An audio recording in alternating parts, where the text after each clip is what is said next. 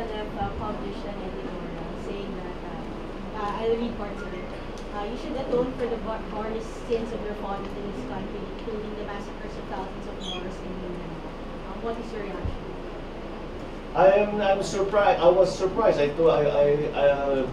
You know, when we were going through the hearings on Mama Sapano, I was constantly asking the MILF to show good faith and make confidence-building actions. But they seem not to want to do that. Instead of trying to calm the waters, they are more and more provocative. So it's just me. You know, I'm in politics. Yung mga ganyan salita, wala bounces off me. That's a water off a duck's back to me. So I don't take those things personally, and I will not answer it in that personal and political basis. But if they really want the BBM to pass, why they should be more conciliatory in the way they speak. So that one, people will, never mind me, never mind legislators. It is the general public. The general public sees them as being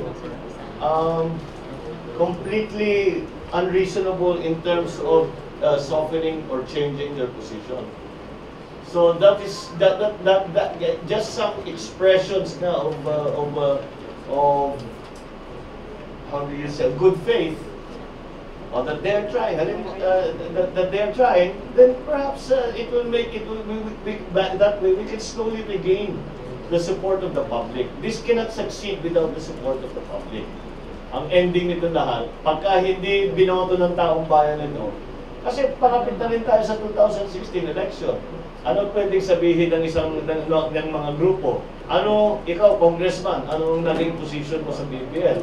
Ayaw namin yan. Kung bumoto kayo, hindi ka namin iboboto. Nandun na tayo eh. So you have to bring everybody in.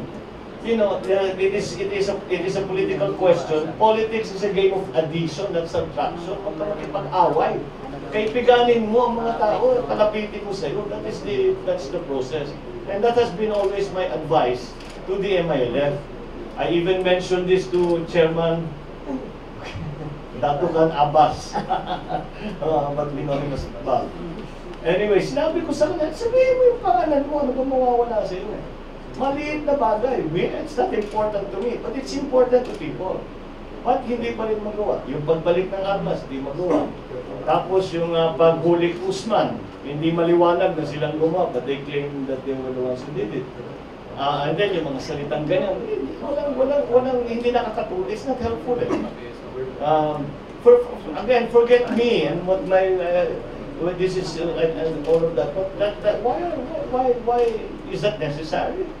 It's not necessary. Kung mapikon ako, kung anong gawin ko? Hindi naman hindi ako pikon. Yes, ma'am. Yeah, then followed by Sir David Santos. Yes, ma'am. Pwede other topic. Sir, sorry. Kasi maybe I don't know how to put this in a more polite way. The risk of perhaps siguro offending you, sir. Kasi may explain nyo nga lang. But this is a totally different context, sir. I was talking to some residents kanina, mga elders naman sila.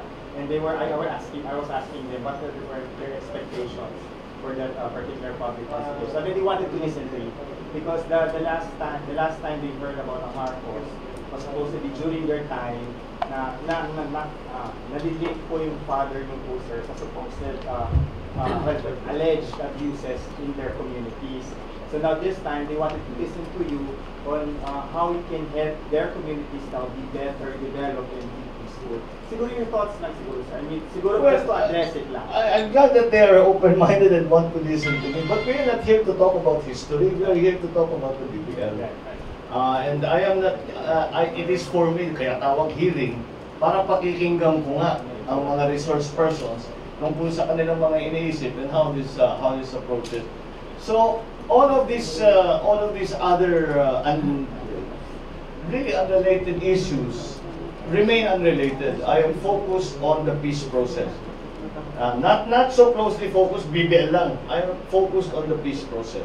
And that is what's important to me. And I think that what motivates me and what the general guiding principle that I have is what can we do to help the peace process along, and if we do a very good job, finally bring it to fruition and bring peace to Muslim Mindanao.